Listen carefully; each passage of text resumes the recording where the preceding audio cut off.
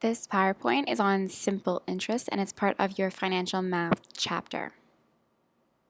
First, we're going to look at some vocabulary before we even go into interest. First, you need to know what capital means. In terms of Wikipedia and Google, capital is defined as wealth in the form of money or other assets owned by a person or organization for a particular purpose, such as starting a company or just investing. Some synonyms for capital are money, finance, funds, or principal. Principal is actually something that you'll see a lot in your work. Interest is defined as money paid regularly at a particular rate for the use of money lent or for delaying the repayment of debt. So, money lent meaning like the money that you borrow. And an investment is defined as when you expend money with the expectation of achieving a profit or material result by putting it into financial schemes, shares, or property, or by using it to develop a commercial venture. So when you invest in something that deals with like a financial scheme, could be like RRSPs, RESPs, GICs, all of these things that we're going to talk about as we go through the chapter.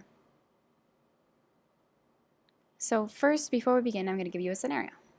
I decide to borrow $100 from you. So this is you. You're giving me $100. Okay, that's the scenario. This $100 is known as capital, principal, money, whatever. It's the money that I'm going to get from you.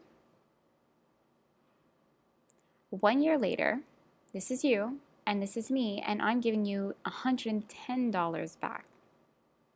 Why do you think I'm doing this? This is where interest rate comes in. If we began with $100 and we ended with $110, it's $10 more than what we started with. This means that there must have been some kind of interest rate on the money that I borrowed from you. If we want to calculate it, I borrowed $10 over the $100, I had to give $10 to the $100 that you gave me. That's 10%. For 1 year, I had to give you a 10% interest on the $100, so that was $10 more than what I needed to, or what I started with. So I gave you $110. What happens if I borrowed $1,000? So here you are, and you're giving me $1,000. With a 10% interest rate, how much would I need to give back? So it's definitely going to be more than $1,000 if I'm giving you an extra 10%. 1,000 times 10%, you can change the percent into a decimal, and that means $100. So I would have to give you $100 more, so $1,100 than what you would give me at the beginning. Now we're going to just look at what simple interest means. So in terms of our scenarios, you had a 10% interest per year and you began with $100 capital. How much would I need to give back in 10 years? Well, at year 0, so like at time now, I borrowed $100. After a year, I borrowed $110 because that was 10%. And at the second year, I'm giving another 10%, so that's another $10, so $120. And then at year 10, that means that I would be giving you 10 times $10, so that's $100 more. So 100 plus 100 is 200. But notice that I'm adding $10 per year because I only care about the initial capital. So I'm not adding 10% after each year. I'm adding 10% from the initial year that I bought it. So it's $10 every year. This is called simple interest. When you just care about your initial borrow or your initial capital and the 10% on that initial capital. I'm not putting 10% on 110, 10% on 120. I'm only using the 100 initial and adding 10% on that.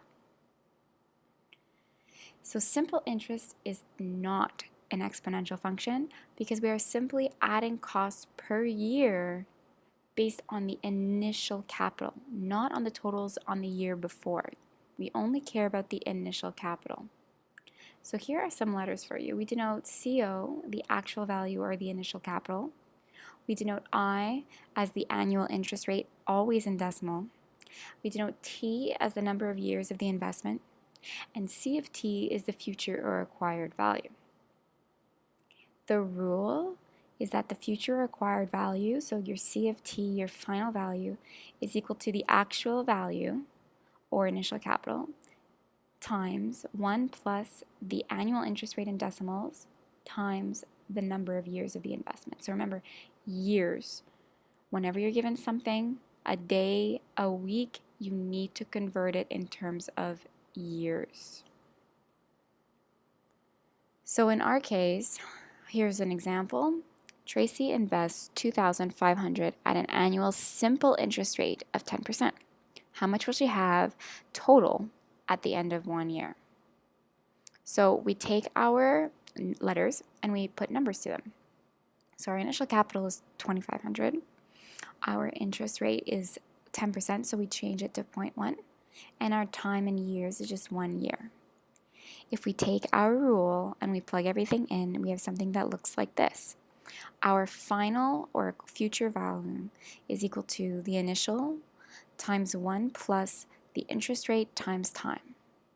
And you get something that looks like this. So our final value is $2,750. And if we want to expand that, it means that she's getting $250 each year extra of interest. So now it's your turn. Jimmy invests $5,000 at an annual simple interest rate of 6%. How much money will he have after 1 year, after 5 years, and how much money is being added each year? So if you have my handout, you can use the next slide to help fill in your values. So I'm going to fill in the blanks for you. Your initial is $5,000 and your interest rate is not 0.6, it's 0.06. After 1 year, so our T is equal to 1, our answer is $5,300. And after 5 years, our T is equal to 5, so we have something that looks like this.